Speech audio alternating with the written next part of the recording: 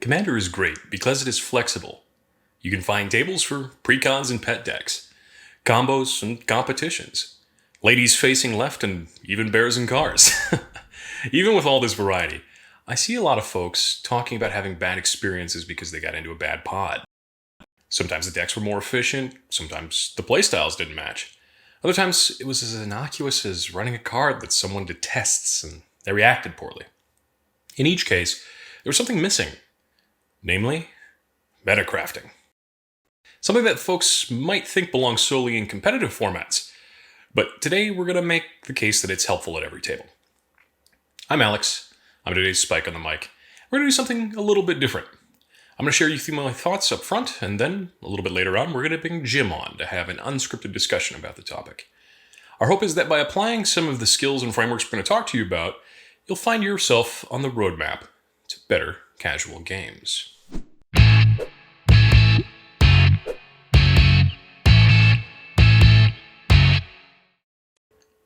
When we look at setting up a pod, each player is essentially bringing 4 things to the table: their personality, their pacing, their peeves, and their passions. Now, I'll be the first to say that not everyone's personality is enjoyable to everyone else. Simply put, there are certain people I don't want to play with, certain people I do. I think most folks would agree with that. That leaves us with 3 different axes on which to craft our games. The first is going to be pacing, which includes a lot, but generally revolves around how much focus you're committing to the game itself and how fast the game is going to be going. You want to be able to talk about how long in terms of time it's going to take, along with how many turns you expect your deck will need to win. In other words, how fast are you going to go? Next is peeves, which I think can be summed up as what we consider unfair. Some folks, they just don't think stacks is fair. Some folks think dual lands aren't fair. If you aren't going to enjoy playing against something to the point that you're going to complain about it, bring it up ahead of time. Last is your passions. What kinds of game actions are going to make you remember this pod? Is it getting a janky setup to pump out a bunch of tokens? Is it winning a stack standoff where you've set yourself up with a lot of interaction? For some, it's simply the good times and the jokes we tell at the table. These 3 elements can give us some fairly deep insight into people around us, allowing us to better craft the type of game we're about to play, along with some of its goals, letting us pick the right decks for the right people. I'd like to bring Jim in at this point to discuss this idea just a little bit more, flesh out some of these ideas, and hopefully end on some real ways you can improve your pods. Hi, Jim. How's it going? Hey, I'm doing great, Alex. How are you doing? Living the dream. So you and I have talked a little bit about this idea of the 4 Ps of preparing a pod, for lack of a better term. I like that. Yeah. So that's personality, pacing, peeves, and passions. Now, you and I have talked about those a little bit. Do you like this framework? Have you seen it work for yourself? I do. The one solid takeaway I've gotten from it is that if you run into any problems, just change your personality and then you got no problems. But yeah, right. No, but real talk, like that's the one obviously that you can change it a little bit. But I think that one of the most important parts is that it's important to acknowledge that you just don't get along with everybody, right. And you don't have to try to get along with everybody. It's obviously good to be amicable with people, but for sure. You don't have to be best friends with everybody. And I think that's the core of it. It's about opening yourself up to as many experiences as you are willing to without making yourself feel pain. I think in a lot of ways is what the whole model's about. And frankly, part of it is there's just people that don't get along, and that's okay. There's all sorts of people that play Commander, and there's only going to be more throughout these next couple of years between Universes Beyond, some of the other crossover products. We're going to see a lot of people join the hobby. Mm-hmm. And a lot of people have, even in the past year. They're looking for stuff to do. They might be stuck with their roommates and looking for a new hobby, to play while they're killing time. Or, I think we've already seen a lot of growth in the past year. Even the past 3 years have been a huge moment for Commander in the history of Magic. Yeah, I really think one of the things that pushed me to make this is I've seen a lot more misunderstandings, even amongst purely casual folks who don't even look at or pay any attention to the top end of competitive play about what casual is at right now. There's some out there that are telling us that power creeps out of control. There's no way to even have a fun game. Mm-hmm. There's folks out there that are having trouble like finding the right game for their, ladies facing left tribal. And in the middle of it is a whole bunch of new folks who are showing up with everything from, super hyper death decks to, precons with cards taken out to make them worse. So yeah, I think it's incredibly timely too, because like right now, as we speak, there's like LGSs around North America, at least. I'm not sure how it is in the rest of the world, but they're starting to open up for, more organized play, for more F&M, for more, here in Winnipeg, it's Wednesday Night Commander or Monday Night Commander, depending on which shop you go to. And so I think it's really timely to be talking about, especially when we're talking to strangers, what are the central pieces that need to be in place for you to enjoy that Commander night?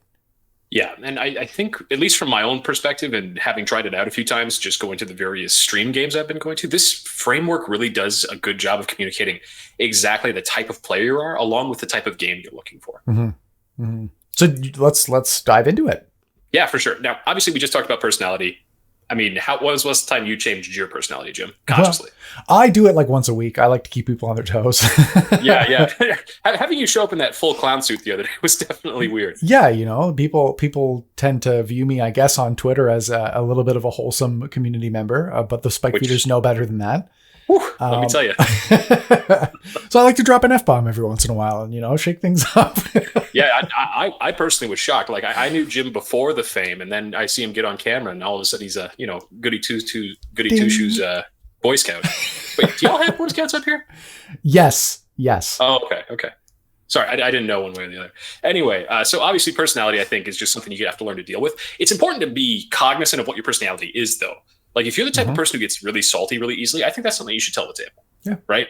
Similarly, if you're the type of person who gets offended really easily, like by cards or plays made against you, that's something you should tell the table so they can, try to work around how you are being or how, things that are going to set you off. Yeah. On the other hand, if you're the type of person who's recognized that about yourself and is trying to work on it, maybe that's something you can, look at internally and be like, okay, maybe I shouldn't get mad because they blew up my Scrotman Hawk, Yeah, or like, and we've talked about this in other games that we've had too. Like, we played a lot of Among Us and a lot of Jackbox. Mm-hmm. And especially in Among Us, there's one, there's usually a point in a gaming night where everybody's kind of tired and you're trying to make that decision about whether to play one more game or not. And sometimes playing the next game when everybody's tired is not necessarily the best idea, because even though you might have time to start another game, it's just not as good. And we see that on filming days too, where we're like 5 or 6 or 8 hours into filming the last game, like people are just not on. They're making mistakes. They're getting more frustrated more easily. They're taking more time in the tank. They might just have a little bit of a shorter fuse. It's just like, it's important to know and recognize in yourself when it might be time to call it for the night. So, like you mentioned, that little bit of introspection can be really important. For sure. And so let's jump into the actual things that I think you can talk about and maybe adjust in and of yourself. And the first one, and I think is the most expansive, is the pacing of the game that you're about to play. That's everything from the temporal time it's going to take to the number of turns to how efficient you're going to be. And it's even including some things like, I prefer in this game that we should be taking about the first 3 turns off so we can be playing most of our magic in the, 6 to 7 CMC range, right? That's going to be a completely different game than EDH or a CEDH game that might go just as long in terms of total time spent, but you're probably only going to make it to turn 5 or 6. Yeah. That's sort of like the no rush 20, in terms of StarCraft terms, of the Magic world, is like, the first 3 turns are going to be set up terms where we're casting our ramp and we're, just drawing cards and making land drops and stuff like that. It's a valid play style. It's not necessarily one that I totally jive with, but if that's what somebody's expecting, it's definitely important to get that out there so that, if I'm thinking, well, I'm going to be doing a lot of stuff in the first 3 turns, maybe I want to pull out a different deck. Or maybe, if it's the Wednesday Night Commander and there's 30 people there, maybe I want to say, well, maybe this is not going to be a good match because I only brought 2 decks and they're both more powerful than that, or something like that, Right. And I think in a lot of those cases that, especially if there's external time pressures, like, for example, at one of our local shops, it's 90-minute rounds for Casual Night Commander. And so you can't be playing things like super lock stacks that don't have, some way to come over the top. Right? Yep.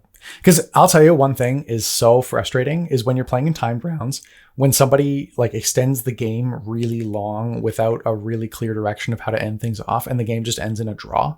It's so unsatisfying. And then you're just like, okay, well, I guess we'll all pick up our decks and go and get repaired into different pods and, hopefully have a game this time. Yeah, that was a great use of an hour and a half, and there was no real outcome to that game, Well, and I think what this does is it sort of sets the tone for this whole system in that, first off, in my opinion, the length of the game, both temporally and by number of turns, is a better indicator of power than people's indicators of power. Yeah. Like, people are usually way better at telling you what turn their deck's going to win than they are at telling you how powerful their deck is. Yeah. Yeah, I would say so as well.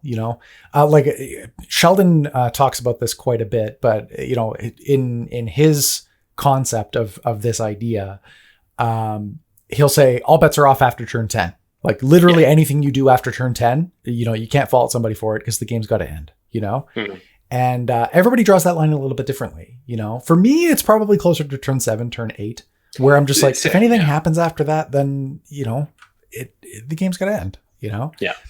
For like CEDH, that line is obviously a lot lower. Like, we're talking basically turn 2. Yeah. Like with the ad nauseum decks that are out there right now, it's turn 2. It's like all bets are off after turn 2. You got to be on the lookout for somebody trying to end the game. But yeah, that's the kind of point where, like, when you're trying to mesh two people in a pod, if one person is expecting all bets are off after turn 2 and the other ones are expecting all bets are off after turn 10, you've got a mismatch there. Yeah.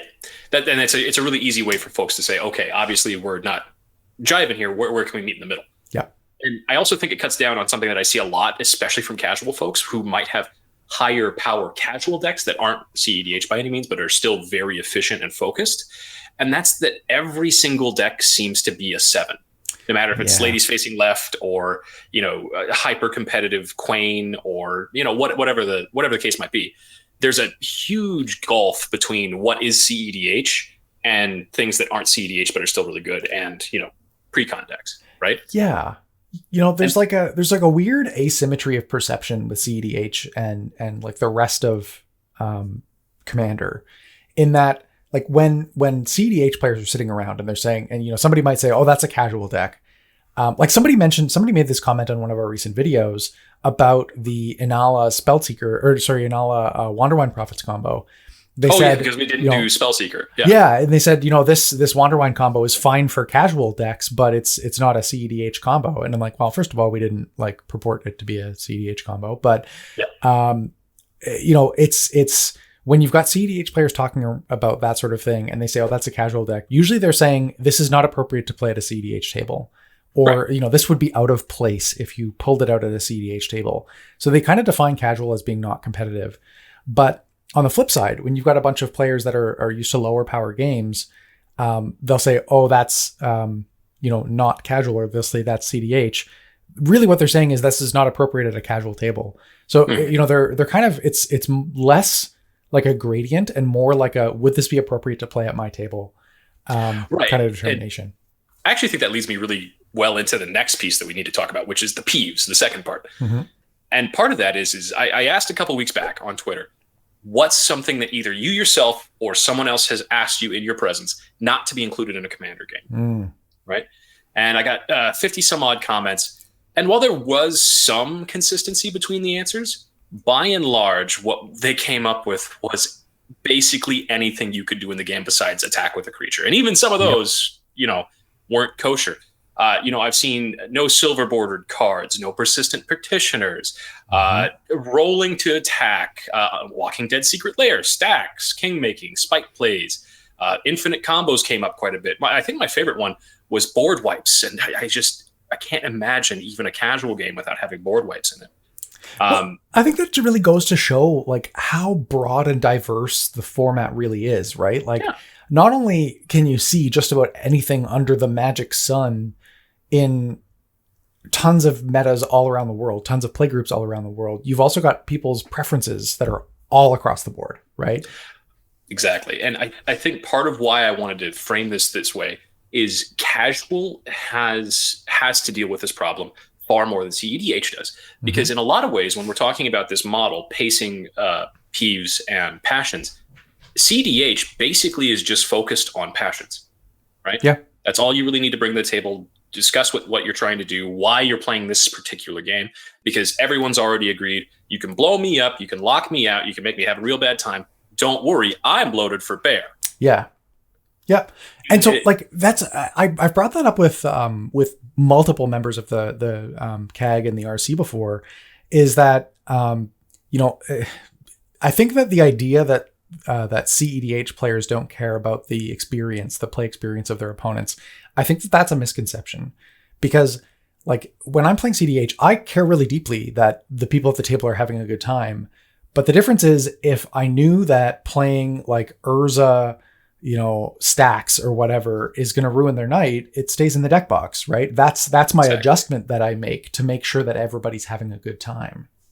Well, and I think what tends to happen is CDH players, you know, just by dint of being a minority, we have to learn how to play at varying power levels, right?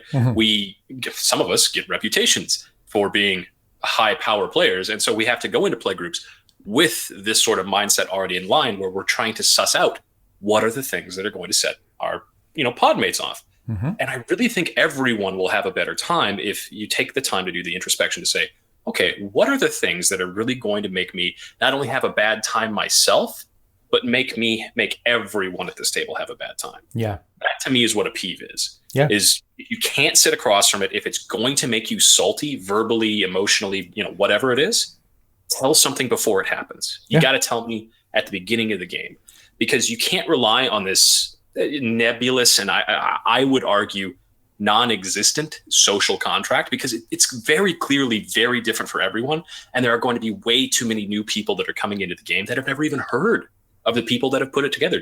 There's thousands and thousands of people that are going to be joining this game soon who have never heard of Sheldon Menery. Yeah. And I mean, never read an article. Like I said, like every once in a while, like I actually just came from RLGS this afternoon, and like nobody there recognized me. You know, I've got a seat at that table where I'm talking about that stuff, and people largely don't know who I am. And these are random people that are buying just as many cards as I am, right? And yeah, I think you've touched on something really important, and that's that, like, and this is a good, this is good advice just for communicating in general, is that you can't expect your needs to be met if you don't tell people what they are, right? If you need somebody else to do something for you to be satisfied or gratified or whatever, like, if you don't tell people what that is, they can't do it for you. They might luck into doing it every once in a while, but you've got to tell them if you want it to happen with any kind of regularity. Yeah. And basically what it boils down to for me is I want to try and take care of you as best I can because I care about you. Because frankly, if I'm going to sit down and play a game with you, I already have to like you fairly well, right? But I'm sure you can see this on camera. There's an enormous fly flying around. It's like the size of a Volkswagen Beetle. But where? No, it's around me. Oh, around you. Oh gosh. Yeah, it's for sure on camera. But like, okay. Ugh. Anyway, sorry. I apologize to everybody for this giant fly. It's all good. It's all good. Sorry, I thought it was on my end. I was like, what? I haven't seen it anyway. What's going on? Invisible bee. Gosh, I lost my entire train of thought. Yeah, anyway, so you can't expect people to meet your needs if you don't tell them what they are. Exactly.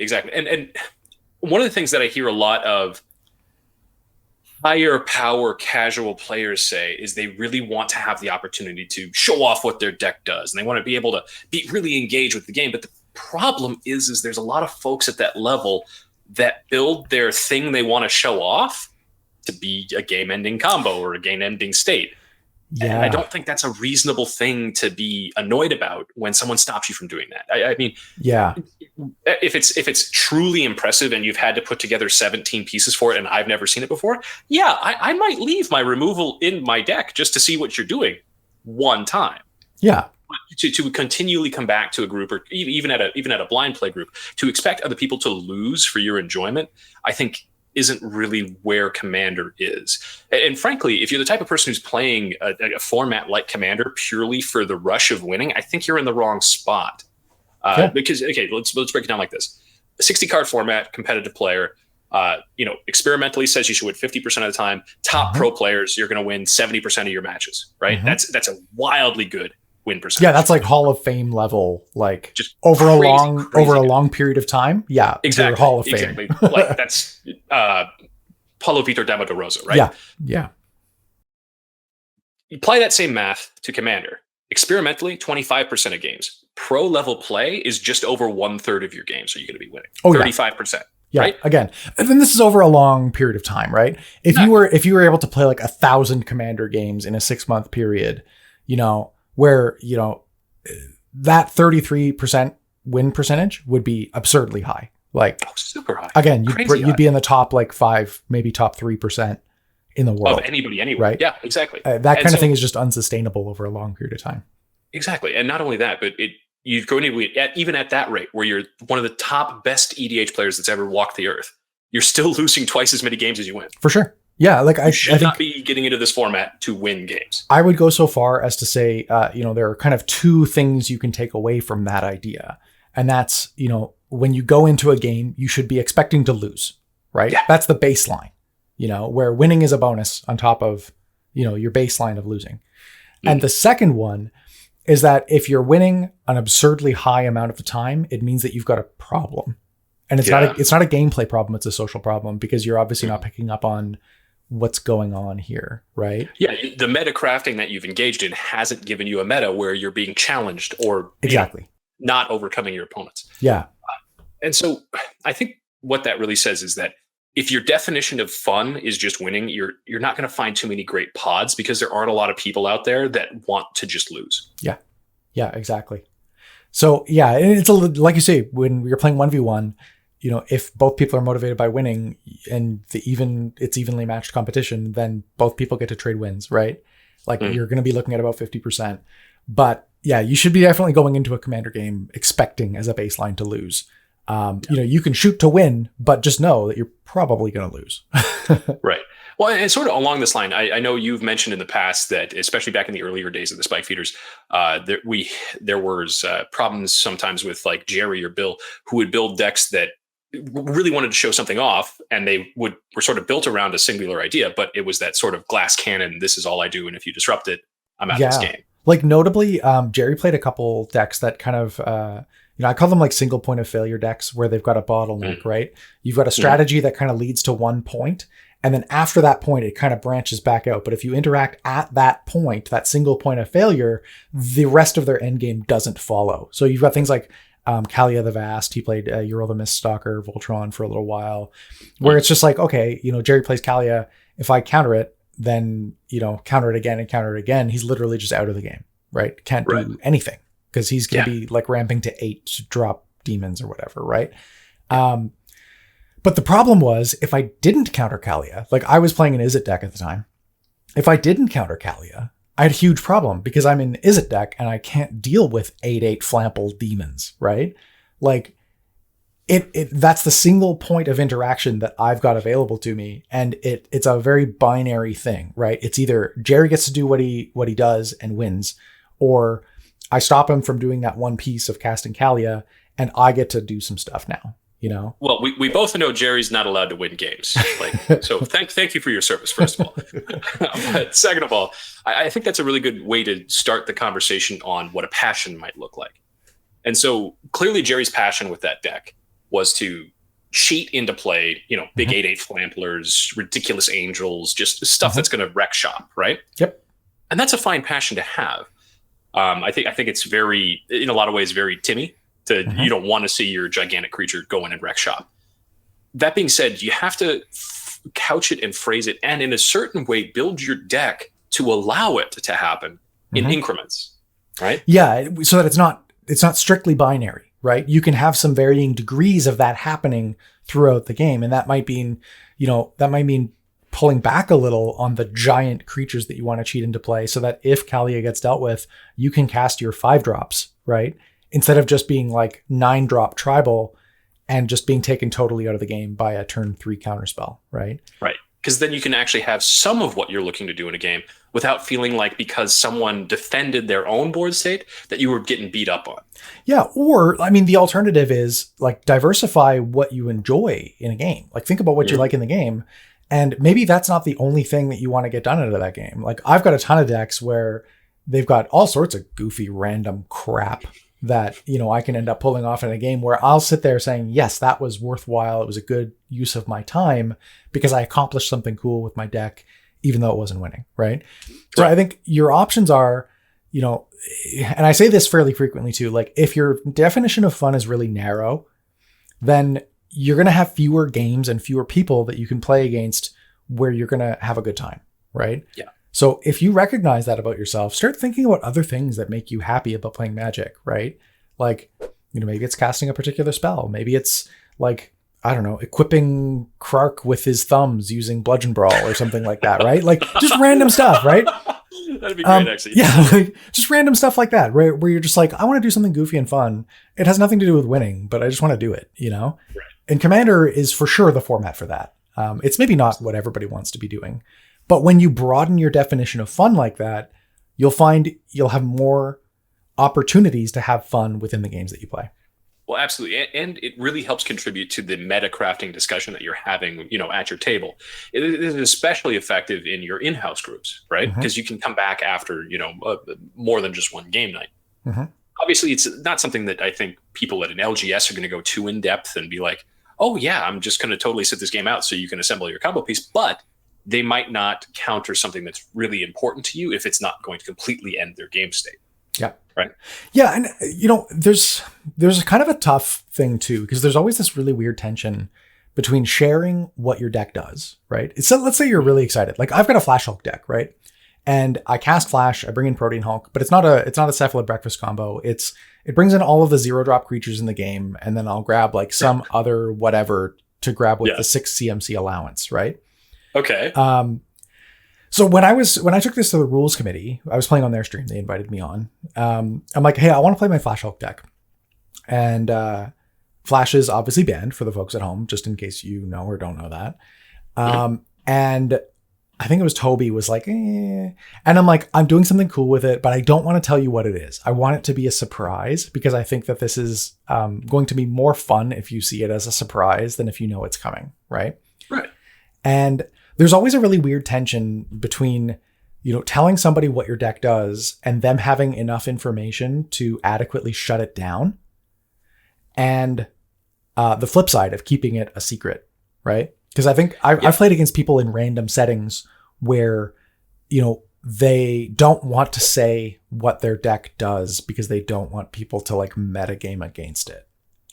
And I can definitely understand that to a certain degree. I think especially when you get into the higher levels of that, I was reading a story on Twitter the other day about a younger dude down in the States playing LGS blind meta. And apparently he just didn't want to tell the rest of the table what he was playing until they'd all settled on their commanders. Yeah. Like he wouldn't reveal it. And it turned out to be a turn 3 Dynablood combo. And it's like, come on, man. Why? Yeah. Why would you act this way? Yep. And so to me, it's better to overshare and risk not getting to do what you're going to do because you only get to do the surprise once. Yeah. Right. And either it could be a pleasant surprise because you asked permission and went after it. Like Jim, you said, right? With the, hey, trust me on this. I know it's not technically legal and I know it's a powerful card, but trust me, it's going to be fun. Not I'm going to kill you all. Yeah. Versus, oh no, you can't know my secret combo, Yuki. Yeah, exactly. Right. Don't do that. Yeah. And so I've even played against some people that rather than having the power level discussion at the beginning of the game, they're just like, you want to see my deck list? Like I've seen this on spell table games where they're just like, I'll send you the link to my deck list and you can see exactly what I'm playing. And then I just reciprocate. And then, you know, it does rely on people being relatively familiar with a large card pool and being able to recognize the sort of hallmarks of powerful decks by looking at a deck list, which is a skill for sure. It's not one that everybody has. But it's also a good opportunity to say like, you know, cards on the table. This is what we're playing. Not trying to conceal it or anything like that. But I think that gives people an opportunity to say, you know, this is what I'm trying to accomplish in the game. This is what I want to get out of a game of Magic. And that's, I think, what Passions really like tries to get at. Absolutely. And I think what all of this points to is that, like I said in the beginning of the thing, there isn't inbuilt metacrafting in Commander. There's inbuilt metacrafting in competitive formats because by their nature, they're competitive. People are all trying to push it to the limit. They're trying to full throttle. And so that's part of what makes CEDH matchmaking so easy is basically the only 2 points of failure is if someone's kind of a jerk, right? Or, you know, the game itself goes off the rails in some way. But because we're trying to play down from there and we're trying to play down from there in a very imprecise way. We have to be good meta crafters. And I just don't think that's a skill that a lot of, anybody picks up, let alone casual folks. And so coming into a discussion like a Rule Zero conversation with some intentionality behind it is really going to be as important, in my opinion, as the decks you end up choosing at the end of that discussion. And so for how you would do this, it just, at least in my opinion, I would sit down with someone like Jim and I'd say, hi, Jim, since we're playing in this 90-minute round, I'd really like us to try and avoid stacks things. I'd like to see this game ending somewhere between turn 6 and turn 8. My personal opinion is I like to play on the faster end of that with my Boros decks. While I don't tend to have a lot of overwhelming early game wins, I do tend to build up my board state as we go along, so I won't be taking too many turns off. Furthermore, about the only thing I'd ask you not to do is please don't get salty about stuff. I have a really hard time not taking salty comments personally. And so if there's something I'm doing to you that you don't want me to be doing or you think is palpably unfair, please try to bring it up pre-game so I can, try to avoid it as best I can.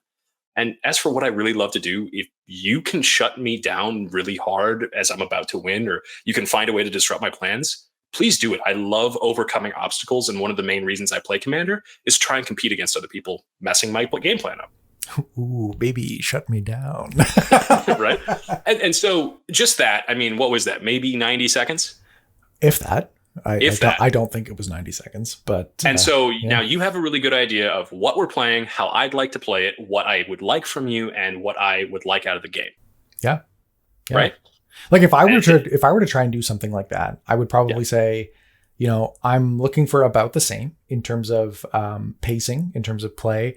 I appreciate it when people pay attention to what's going on in the game when it's not their turn. This is probably like a hybrid pacing and Peeves thing, but I don't like it when people pull out their phone when it's not their turn. And then when it comes to their turn, they draw a card and they're like, oh, okay, now what's on the board?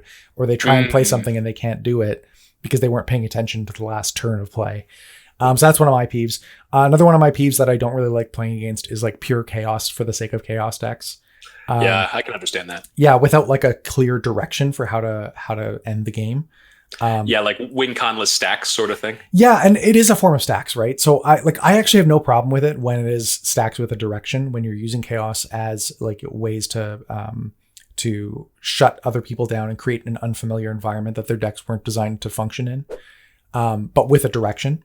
When it's just let's see how random we can make things by casting Naked Singularity and all sorts of weird stuff that just kind of screw up the game and add cognitive load to playing without really a point.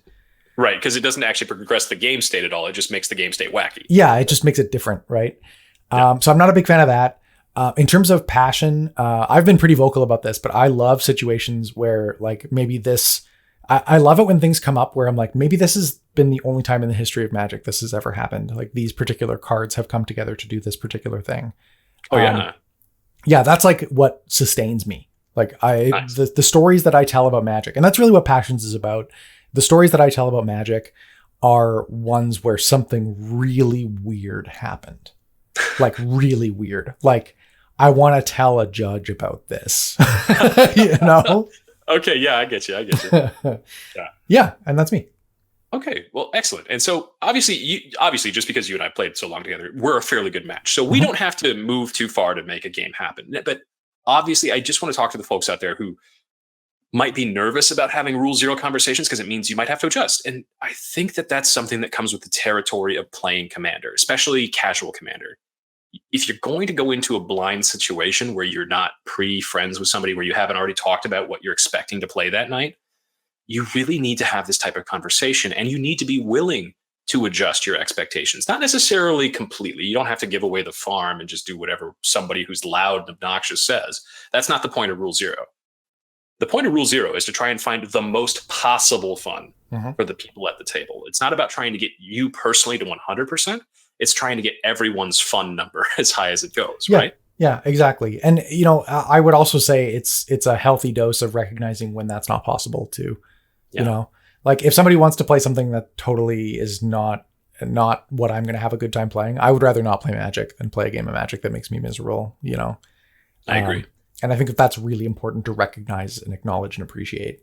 I would also say that if you're if you're an event organizer, if you are the one that's organizing a commander night, this is maybe a good spiel at the beginning of your night when you're saying, hey, this is going to be the structure of tonight's event. We're going to play 2 rounds. They're going to be 90 minutes each. We're going to switch up pods in between. If you've never played against the people that are sitting across the table from you, here's an example of what you might say to introduce your deck, right? Mm-hmm. How are you going to have a good time tonight? Let people know, and it has to be, it's 10 seconds, right? It's no different than when you're introducing pre-release and you're saying, this is this is what we're playing for the event. And if you need help, call a judge, and like all of that pre-event stuff. For Commander Night, it's not nothing, right? Like it's important to give your players the tools that they need to have a good time. Well, and like I said, I think it's going to be especially important as we get back to playing in paper Magic. Mm-hmm. Absolutely. Alrighty. Well, I think that's all I wanted to talk about today. Jim, you have any other points? No, I think this is great. I really enjoyed this. And, it's given me a way to approach this discussion in a more structured way in the future. And I really like that. Awesome. Well, I'm glad you like it, Jim. Folks out there, if you're listening to this, watching this, thank you so much for listening, first of all. Second of all, if you can go out and try this in the real world, tell us how it went. Hit us up on YouTube. Send us a mention on Twitter. That's The Spike Feeders. You can also tag me personally. I'm at SpikeFeederAlex on Twitter. I'd love to hear how this worked for you, things that you found that it did or didn't cover. And basically just let us know how things are going. And thanks again for watching. Hey, thank you for checking out The Spike Feeders on YouTube. If you're not subscribed yet, make sure you hit that subscribe button before you close the window. Or you can click on this link to check out our other great videos.